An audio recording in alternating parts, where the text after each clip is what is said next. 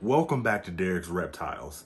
If you're watching, today we're going to talk about the top 3 snake myths, and we're going to debunk those. This is Zena. I'm Derek. You should stick around. Make sure to subscribe to Derek's Reptile channel. Go show that some love and all that type of stuff because we need good content out there.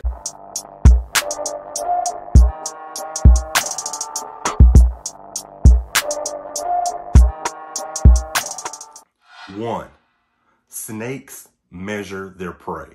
This is completely false. If you're in the reptile hobby, then you've heard the age-old story about the woman that had a huge python and it just wouldn't eat. She loved the snake. She took good care of it. She slept in the bed with the snake. She took the snake everywhere. And just one day, the snake went off of food and it didn't eat for months on end. And one day she woke up and she noticed that the snake was stretched out along the side of her from her head to her feet, stretched out. And for some odd reason, we came up with a myth that the snake went off of food and was measuring her up and sizing her up to eat her. This is a complete myth. I don't know where we came up with this, but snakes don't measure out their prey. They are ambush predators, same as like lions. That's like saying a lion measures its prey. Could you imagine in Africa walking by and you see a lion laying next to a deer? It's not going to happen. They're ambush predators, same as snakes. Some snakes sit and they lie in wait and they snatch their meal. Some snakes go off and they hunt, and when they see their meal, they grab it. Snakes are ambush predators. They don't measure out their prey. In my 35 years of being on this earth, I've never laid a mouse in one of my snake's cages and the snake came up and laid along the side of it. No, it's literally grabs the mouse, constricts it, and eats it. It's a ambush predator. Same with the live mouse. I've never put a live mouse in my snake's tank and it was like, let me measure this. This is a complete and utter false myth. Do not believe it. Number 2, feeding in your snake's enclosure will cause them to become more aggressive. This is a myth. I feed in my enclosure all the time and I never get bit, and I'll tell you why. As a responsible reptile keeper, you have to understand your snake's body language and you have to understand the mode your snake is in. So let's talk about that. There's multiple modes that snakes go in. You have the feeding mode. You have the fight mode, where it wants to fight you because it thinks you're a predator. You have the flight mode, where it's just trying to get away from you. And you have the curious mode, wants to explore and look around and see what's going on. Those are the 4 modes that your snake could possibly go in. So you have to understand those modes and not just understand them, know how to get it out of that mode. If you know your snake hasn't been fed in a couple weeks, and every time you walk by, it's following you, don't put your hand in there. It's going to think you're a mouse. Or if you open your cage and your snake instantly goes into the S position, then there's a good chance it thinks you're a predator. And you have to know how to get it out of that fight mode. If it's in flight mode, every time you open the cage, it's trying to get away from you, then you know you're not going to get bit. And if it's just cruising around the tank, flicking his tongue out, looking around, it's just exploring, it's just curious and wants to see what's going on. So I firmly stand on that and I believe it. When you feed in your snake's enclosure, it's better. It's going to benefit them, and I'll tell you why. It's a proven fact that when you feed a snake, you're supposed to leave it alone. You don't want to stress it out because you can cause it to regurgitate its meal. So why take your snake out of this enclosure, feed it, let it get a full belly, then pick it up and move it around and put it back in this enclosure? It's too much. It's too much. So if you've heard the myth, don't believe it. Feed in your enclosure.